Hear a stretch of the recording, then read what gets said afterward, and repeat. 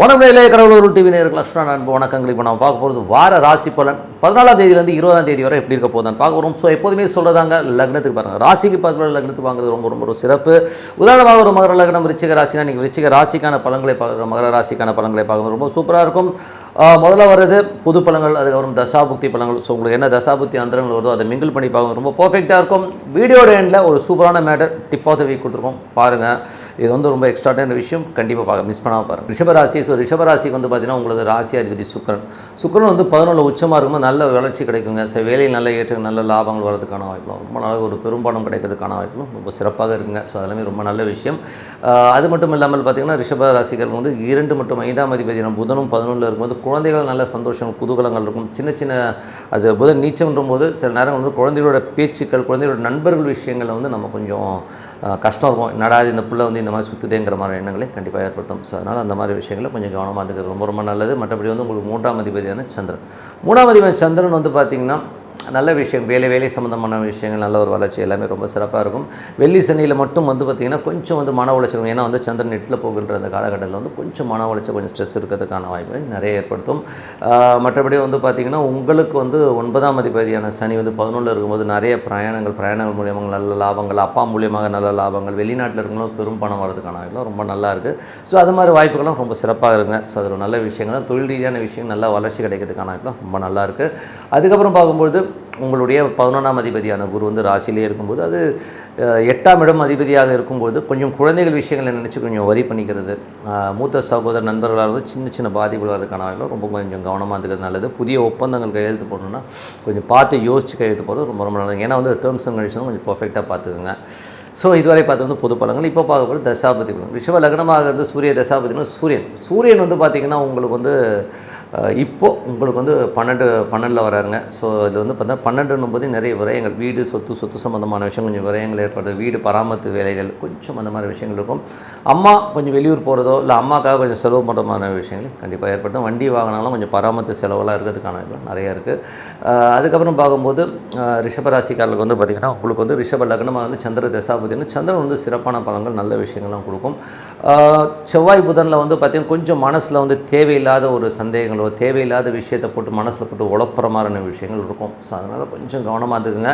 அது கணவன் மனைவி நடுவில் கொஞ்சம் ஜாஸ்தி வர்றதுக்கான வாய்ப்புகள் நிறைய இருக்குது. ஸோ அதுக்கப்புறம் பார்த்திங்கன்னா ஒரு புதன் வியாழனில் மட்டும் கொஞ்சம் மன உளைச்சல் ஜாஸ்தி இருக்கிறதுக்கான வாய்ப்பு. ஏன்னா 8ல் போகும்போது கொஞ்சம் வந்து அந்த தேர்ஸ்டே மட்டும் கொஞ்சம் எமோஷன்ஸ் ஜாஸ்தி இருக்கிறதுக்கான வாய்ப்பு, கொஞ்சம் அது மட்டும் அட்ஜஸ்ட்மெண்ட் பண்ணி ரொம்ப சிறப்பு. அதுக்கப்புறம் வந்து ரிஷப லக்னமாக வந்து செவ்வாய் தசாபதி. செவ்வாய் வந்து பார்த்திங்கன்னா உங்களுக்கு 3ல் வந்து நீச்சமாக இருக்கும்போது நிறைய தாட்ஸ், இப்படி ஆகிடுமோ அப்படியான கற்பனையிலே வந்து தூங்காமல் இருக்கிறதெல்லாம் இருக்கும். ஸோ அதனால் வந்து இந்த கற்பனை சந்தேகம் எல்லாம் தூக்கி போட்டு நடக்கும் போயா அப்படின்னு சொல்லிட்டு போயிட்டே இருங்க, அதுதான் பெஸ்ட்டு.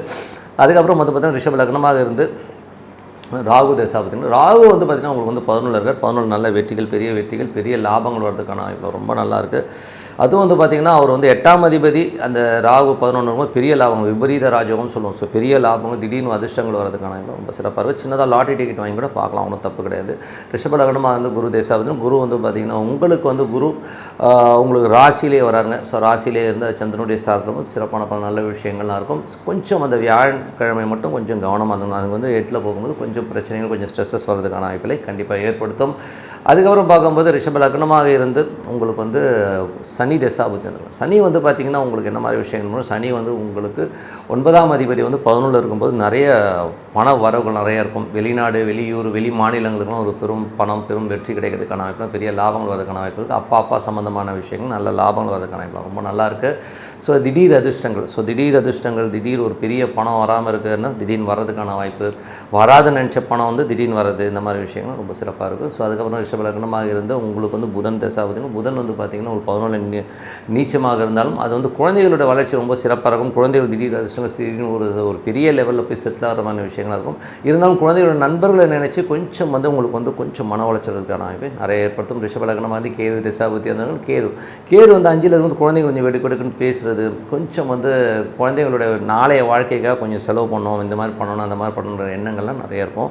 ஸோ அதெல்லாம் பார்த்துக்கலாம், விடுங்க, ஓகேங்களா. ஸோ ரிஷப லக்னமாக வந்து சுக்கிரன் தசாபுத்தி அந்தவர்கள். சுக்கிரன் வந்து 11 வந்து உச்சமாக இருக்காருங்க. ஸோ 11 உச்சமாக இருக்கும்போது வேலையில் நல்ல ஏற்றங்கள் இருக்கும், நல்ல லாபம் வர்றதுக்கான ரொம்ப நல்லாயிருக்கு. ஸோ என்னை பொறுத்தவரை என்னங்க, ஸோ அது வந்து இதெல்லாம் ஒரு ப்ளஸ் அண்ட் மைனஸஸ் என்னங்கிறத வந்து நம்ம வந்து பர்ஃபெக்டாக வந்து நோட் பண்ணி வச்சு நீங்கள் அப்ளை பண்ணி பாருங்கள், ரொம்ப பர்ஃபெக்டாக இருக்கிறது உண்மையான விஷயம்.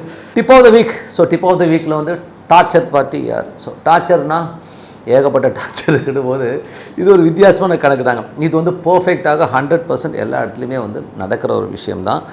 யாரோட லக்னம், எந்த லக்னமாக வேணால் இருக்கட்டுங்க. ஸோ நீங்கள் எந்த ராசி, எந்த லக்னம் தான் ரொம்ப மெயின். ஸோ உங்கள் லக்னத்துலேருந்து உங்களது ராசி வந்து 8ஆம் இடமாக இருந்ததுன்னு வச்சுக்கோமே. இப்போ உதாரணத்துக்கு ஒருத்தர் வந்து மகர லக்னம்னு வச்சுக்கோமே, அவருக்கு வந்து 8ஆம் இடங்கிறது சிம்மமாக வரும். ஸோ அதனால் வந்து உங்களுடைய லக்னத்துக்கு சந்திரன் வந்து 8ல் வந்துச்சுனாலே அவங்க வந்து ஒரு டார்ச்சர் பார்ட்டியாக தான் இருப்பாங்க. உதாரணமாக அவங்க எப்படி இருப்பாங்கன்னா, கிட்டத்தட்ட வந்து இந்த மாதிரி ஒரு கேரக்டர் வந்து ஒரு ஃபேமிலியில் 1, 2 வந்துடும். 1 வந்தால் ஏடா கூடும், 2 வந்தால் அவ்வளோதான் பாவம், 3 நாள் வந்துச்சுன்னா முடிஞ்சு போச்சு சோழிங்கிற கதையில் தான் இருக்கும். அது எப்படின்னா, உங்களுக்கு வந்து அந்த 8ல் இருக்கிறவங்க வந்து என்ன பண்ணுவாங்கன்னா, நிறைய டார்ச்சர்ஸ், அவங்களுடைய எதிர்பார்ப்புகள் அதிகமாக இருக்கும். ஒரு லெவலில் வந்து பார்த்திங்கன்னா உங்களை அடிமைப்படுத்துறதை தான் அவங்க வந்து கொள்கையாக வச்சுருப்பாங்க. நீங்கள் என்ன பண்ணாலும் அதில் குறை கண்டுபிடிக்கிறதே வந்து அவங்களுக்கு வந்து பொழப்பாக இருக்கும். நீங்கள் என்ன வேணால் விழுந்து செஞ்சிங்கனாலும் அதில் வந்து ஒரு குத்தம் குறை, நீ இது சரியில்லை அது சரியில்லைன்னு சொல்கிறது. நீங்கள் என்ன வாங்கி கொடுத்தாலும் சரி, அடுத்த நாளே சொன்னி நீ என்னத்தை செஞ்சுட்டுன்னு கேட்பாங்க. ஸோ இந்த மாதிரி ஒரு கேரக்டரைசேஷன் இருக்கும். உட்காந்த இடத்துல வந்து டார்ச்சர் பண்ணுறது வந்து இந்த மாதிரி கேரக்டர் தான். ஸோ இவங்க வந்து தானும் சந்தோஷமாக இருக்க மாட்டாங்க, மற்றவங்களையும் வந்து சந்தோஷம் இல்லாத ஒரு மனோபாவம் இவங்ககிட்ட இருக்கும். நான் தப்பாக சொல்ல, இது வந்து அமைப்பே அப்படி வருதுங்க. ஏன்னா லக்னத்தில் வந்து 8ல் சந்திரன் இருக்கும் பாருங்கள், அவனுக்குள்ளே ஒரு போராட்டம் இருந்துக்கிட்டே இருக்கும். தான் நிம்மதியாகவே இருக்க மாட்டான். இல்லை இப்படி இருக்கணும் அப்படி இருக்கணும்னு சொல்லி ஒரு கம்பேரிசன் இருக்கும். மற்றவனை பார்த்து அதீதமான ஒரு பொறாமைகள் வந்து இவங்ககிட்ட கொஞ்சம் ஜாஸ்தியாகவே இருக்கும்னே சொல்லலாம். ரொம்ப ஒரு கன்ஃபியூஷன் ஸ்டேஜஸில் ஏதாவது போட்டு உழப்பிக்கிட்டே இருக்கிறது வந்து இவங்களுக்கு வாரத்தில் வந்து ஒரு நாளோ 2 நாளோ சந்தோஷமாக இருக்காங்க, மற்ற 4 நாள் வந்து கிளின்னு கிளிக்கிறது தான் வந்து இவங்களுடைய ஹேபிட்டாகவே இருக்கும்.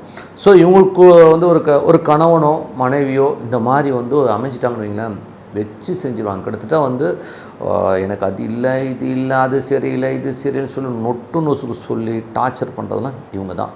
நீங்கள் வேணால் எந்த ஜாதகத்தில் இப்படி இருக்கோ நீங்கள் பாருங்கள், அவங்க அப்படி தான் இருப்பாங்க. பட் இதில் ஒரே ஒரு சின்ன விஷயம் நீங்கள் கவனிக்கணும், லக்னத்தோட டிகிரியை மெயின்டைனாக பார்த்துருங்க. ஸோ உதாரணமாக அந்த லக்ன டிகிரியில் மட்டும் 8ங்கிறது 7 ஆச்சுன்னா கேரக்டரைசேஷனில் கண்டிப்பாக வந்து மாற்றம் இருக்கும். ஸோ அதனால் வந்து அதை மட்டும் கொஞ்சம் பட் 8ல் சந்திரன் தான் போட்டு தள்ளிடுவாங்க. கிட்டத்தட்ட வந்து தானும் வந்து சந்தோஷமாக இல்லாமல் மற்றவங்க வந்து ரொம்ப டார்ச்சர் பண்ணுவாங்க. அதே மாதிரி வந்து நிறைய கேள்விகள் அது சாதாரணமாலாம் கேட்க மாட்டாங்க. அவங்க கேட்குறதே வந்து ரொம்ப எமோஷனாகவும் ஸ்ட்ரெஸ்ஸாகவும் கேட்டுருவாங்க. சில கணவன்மார்கள்லாம் பார்த்திங்கன்னா நைட் 2 மணி வரைக்கும் வந்து சரக்கு அடித்தவங்களாம் பார்த்திங்கன்னா பொண்டாட்டி டார்ச்சர் தாகப்படியாக வந்து சரக்கு அடித்தவ, கணவன் ஓவராக டார்ச்சர் பண்ணி பேசுகிறதுலாம் வந்து அவனுக்கும் வந்து பார்த்திங்கன்னா இந்த லக்னத்துலேருந்து 8ல் வந்து சந்திரன் இருக்கவங்களாம் வந்து தானும் நிம்மதியாக இருக்க மாட்டான். ஸோ அதனால் இந்த மாதிரி டார்ச்சர் பார்ட்டிகள் ஒரு பிள்ளையாக வந்துச்சுன்னு வைங்களா, புள்ள வந்து சின்ன அவங்களை கேள்வி கேட்டே சாவடிச்சோம். ஸோ அந்த மாதிரி நாட்கள் கண்டிப்பாக இருப்பாங்க.